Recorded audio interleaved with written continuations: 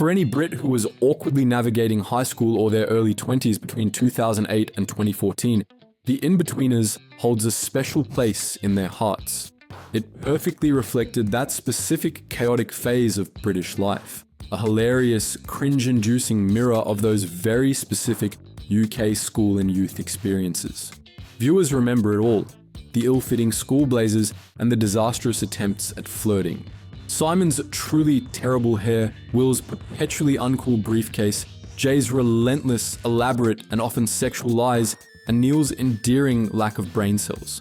It was a perfect storm of classic British awkwardness, relatable misery, and quotable banter.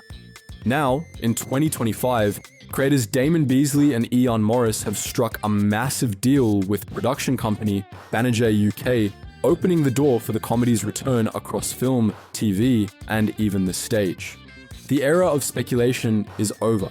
The big question now isn't if it's coming back, but rather, why did a team who swore they were finished walk away in the first place, and what colossal opportunity made this reunion unavoidable a decade later? This is the story of how a show about 4 teenage losers created an asset so valuable it couldn't be left alone. To understand the sheer commercial weight of this new deal, we first have to appreciate the genius move made 10 years ago, quitting the TV show after only 3 seasons. The Inbetweeners originally produced just 3 short series, running from 2008 to 2010. This concise run, by UK standards, was a brilliant gamble in quality control.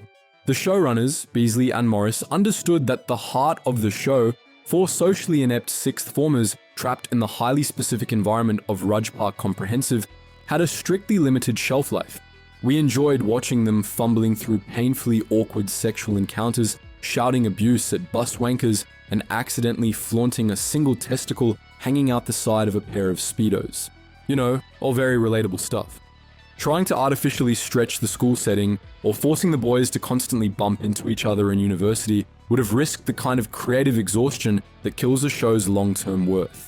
Instead, we're left with a small but priceless bag of TV moments which never had the time to grow stale. The show's creators recognized the point of maximum value and chose to walk away cleanly. But they didn't just walk away, they orchestrated a massive pivot to cinema. The Inbetweeners movie in 2011 was a perfectly timed celebration of perfectly preserved nostalgia. The film, which saw the gang-cutting shapes on the dance floors of Malia, absolutely exploded at the box office, taking an astonishing £13.2 million on its opening weekend in the UK. This performance made it the highest-grossing British comedy film opening in history at the time. This demonstrated, beyond a shadow of a doubt, that the audience's appetite had been heightened by the short TV run, transforming the show from a popular sitcom into a genuine box office phenomenon. They replicated this financial win with The Inbetweeners 2 in 2014, which again topped box office charts and domestically became the highest-grossing British film of that year.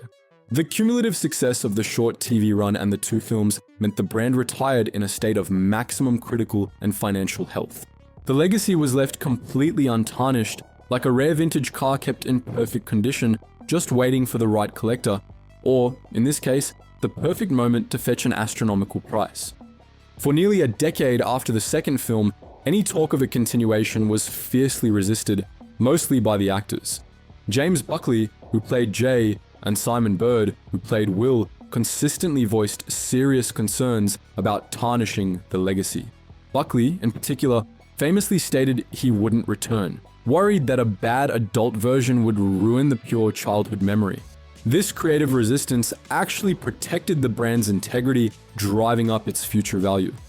The recent official announcement, however, is a result of the global entertainment landscape fundamentally shifting, creating an opportunity that even the most cautious creative team couldn't ignore. The number one reason is the ongoing aggressive global streaming war. Every major platform is desperately scrambling for proven content that can guarantee massive viewership.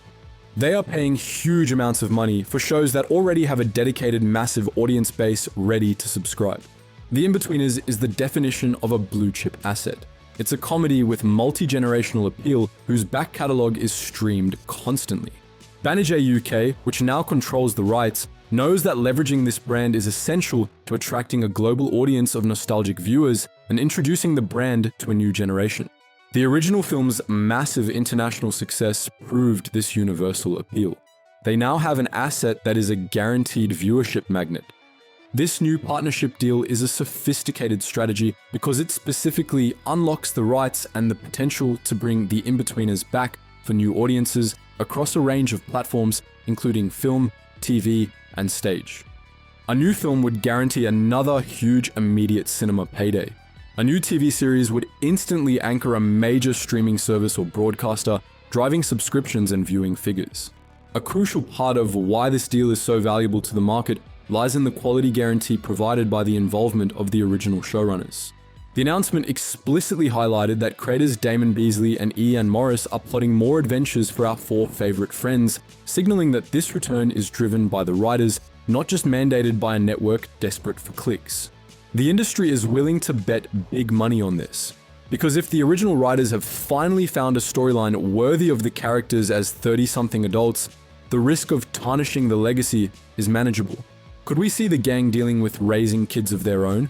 Or maybe getting back together for one last big holiday to recapture their youths? Whatever direction they go with, this creative commitment is the final piece which validates the enormous financial investment being made by Banijay. The enduring success and longevity of the Inbetweeners are what give the IP its massive value, often called a legacy premium. Consider the bizarre, yet brilliant case of the failed Friends Reunited special, a chat show retrospective launched for the show's 10-year anniversary that aired in 2019. The format was critically panned and widely dubbed shambolic, and the actors clearly looked uncomfortable. Yet, the special still drew massive viewing figures. That single event proved the raw pulling power of the 4 actors being together. The audience's willingness to show up, even for a terrible, unscripted format, underscored the market reality. The audience will always show up. So imagine the premium they'd pay for quality scripted comedy from the original creative visionaries. The individual careers of the core talent also play a subtle but significant role. While actors like Simon Bird and James Buckley have had success elsewhere, their professional identities are still overwhelmingly defined by these roles. An Inbetweeners revival provides guaranteed, high-profile and highly lucrative projects for all the core talent. The fact that the writers have committed to more adventures for the 4 friends strongly suggests that the actors are now aligned with the vision. The true value of this deal boils down to perfect timing. Beasley and Morris made the creative decision to quit when the brand was at its highest, effectively preserving its quality. A decade later, the media landscape has matured to the point where they can maximize the profit from that perfectly preserved asset across multiple platforms. This is a masterclass in treating a creative property as a long-term, high-yield investment. The financial success of this revival will be keenly watched across the industry, as it could set the new standard for how beloved short-run comedy assets are strategically brought back to life. Or it could be a total, unmitigated disaster that really does tarnish the legacy of the show. Either way, it's a near guarantee that everyone involved will make some very tidy profits along the way. So, the deal is signed, the creators are plotting, and the financial reality of the comeback is officially clearer than ever. This isn't just a TV event, it's a massive, multi-platform business venture that validates the power of nostalgia and smart timing. But what do you reckon? Does the idea of a fully fledged TV or film return get you excited, or should they have left the legacy untouched?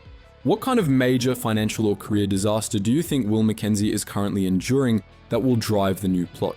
And perhaps most importantly, which specific platform, film, streaming series, or stage do you believe will generate the biggest cash haul for this revived comedy? Drop your thoughts and your best where are they now theories in the comments below. We'd love to hear your take on this huge IP revival.